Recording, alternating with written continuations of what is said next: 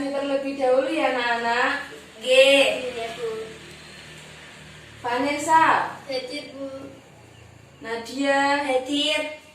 Farid, Ya, ada. hadir semua ya. G. Bagaimana kabarnya anak-anak? Baik. Alhamdulillah. Ada nih. Untuk meningkatkan pembelajaran pada pagi hari ini itu punya permainan. Berdiri semua yuk.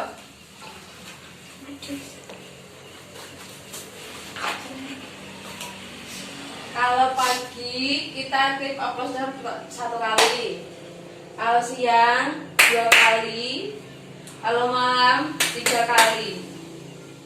Bisa dipahami? Bisa. Oke, kita praktekkan terlebih dahulu. Siang. Nah, nggak fokus kan? Nggak fokus. Malam. Pagi. Siang. Pagi. Nah, masih ada yang nggak fokus kan? Ayo. Fokuskan lagi. Malam. Pagi. Siang. Pagi. Malam. Oke, kita kemarin kita sudah mempelajari bab tentang haji dan umroh. Ada yang masih ingat apa itu haji? Oh, Vanessa ingat. Ayo, apa itu Haji haji? adalah menyengaja mengunjungi Ka'bah dan menjalankan ibadah seperti tawakal, tawat, Sa'i, dan ibadah lainnya. Oke, benar sekali. Terus ada yang masih ingat apa itu rukun haji? Yaitu adalah ihram, wukuf, sa'i, tahalul. Terus yang terakhir tertib. Tertib nggak boleh dilupakan. Harus sesuai. Apa itu tertib? Tertib yaitu adalah urut-urutan untuk pelaksanaan rukun haji. Itu semua harus tertib. Kalau nggak tertib, berarti bukan dinamakan rukun haji. Hajinya tidak sah. Terus ada yang masih ingat syarat haji itu apa aja? Beragama Islam, akal, balik, merdeka, mampu. Benar sekali. Selanjutnya yaitu umroh. Apa perbedaan umroh dengan haji? Ada yang tahu? Ada yang masih ingat? Oke, ada yang ingat ya? Perbedaan umroh dan haji itu dibedakan, semuanya pada dasarnya semuanya sama. Yang membedakan yaitu rukun, hanya terdapat pada rukunnya. Kalau umroh itu rukunnya sama haji, yaitu ihram, tawaf, sa'i, dan mencukur rambut, dan dapat dikerjakan kapanpun. Kalau haji kan harus pada tanggal itu, pada bulan itu, terdapat wukuf di Arafah. Itu ya. Setelah mempelajari materi kita tentang berkurban, Ibu harap kalian dapat melaksanakan sholat Idul Adha dengan benar. Cara-cara berkurban, syarat-syarat berkurban dapat memahami dengan baik. Nah, kemarin kan kita sudah membahas tentang haji dan umroh. Materi selanjutnya yaitu kurban dan akikah. Berkurban adalah menyembelih hewan dengan niat beribadah untuk mendekatkan diri kepada Allah. Bukan maksud untuk pamer, untuk riya, untuk apapun itu. Semata-mata hanya niat kita kepada Allah. Dan waktu dan tempat penyembelihan penyembelihannya itu juga ada ketentuannya. Seperti waktunya itu setelah kita melaksanakan sholat Idul Adha. Setelahnya pada tanggal 10 Dzulhijjah. Dan tempatnya yaitu bertempat di dekat dengan masjid, tempat penyembelihannya. Dan hewannya itu juga ada ketentuannya. Seperti domba, kurang-kurangnya berumur 1 tahun. Terus kambing biasanya berumur lebih dari 1 tahun. Terus unta juga minimal 5 tahun. Jadi harus besar, harus sehat, harus memenuhi karakter, tidak cacat, tidak sakit.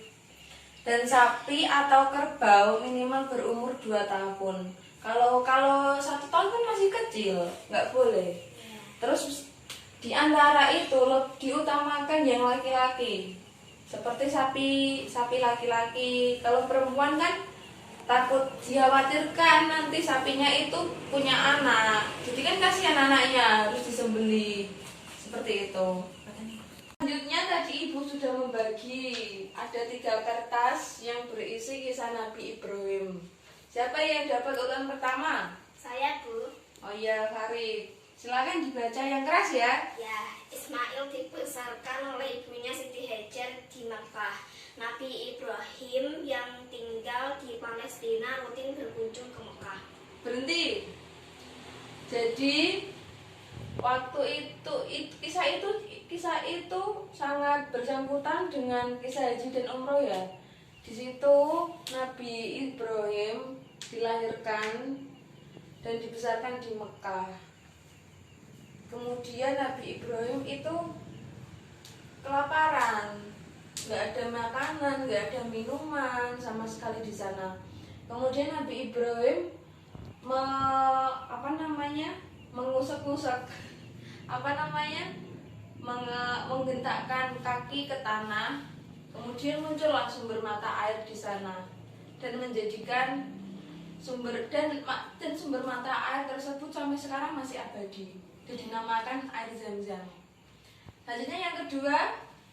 Saya, Bu. Oh iya, Vanessa, silakan dibaca yang keras. Dengan penuh ketaatan Ibrahim melaksanakan perintah Allah. Ismail meminta anaknya untuk mengingatnya dengan tali dan menajamkan pisau.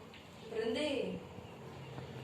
Nah, di dalam kisah tersebut kemudian Nabi Ibrahim bermimpi. Dia didatangi Nabi Jibril menyampaikan wahyu. Dia bermimpi, sembelilah anakmu, dan pada saat itu tanggal 9 Dzulhijjah. Dan pada pagi harinya Nabi Ismail bercerita kepada Nabi Ibrahim, ayahnya Nabi Ismail, membicarakan hal tersebut kepada Nabi Ismail. Kemudian Nabi Ismail dimintai pendapat bagaimana yang baik. Nah, seperti itu. Selanjutnya bagian ketiga. Saya, Bu. Iya, Nadia, silakan. Ismail pun meminta ayahnya untuk menyembelihnya tanpa melihat wajahnya. Namun tetap saja pisau Ibrahim tak bisa menyembelih sang anak. Oke. Dan saat itu juga Nabi Ibrahim, ayah Nabi Ismail, menyembelih anaknya dengan ditutupi daun pisang. Nabi Ismail meminta kepada ayahnya Nabi Ibrahim. Dia menyuruh pisaunya untuk ditajamkan dan menutupnya dengan daun pisang. Kemudian seketika Nabi Ibrahim setelah menyembelih Nabi Ismail, dia kaget. Kok tiba-tiba jadi domba anaknya. Nah, karena kisah tersebut maka terjadilah yang dinamakan berkurban. Berkurban itu bukan untuk main-main, bukan untuk riak, bukan untuk pamer. Yes. Oke, semuanya benar sekali. Keep applause untuk kalian semua. Selanjutnya, jadi seperti itu, kurban itu ada ketentuannya, ada syarat, ada waktu dan pelaksanaannya. Selanjutnya, Ibu beri tugas kalian di pertemuan selanjutnya kalian harus menghafal doa sholat Idul Adha pada halaman 67.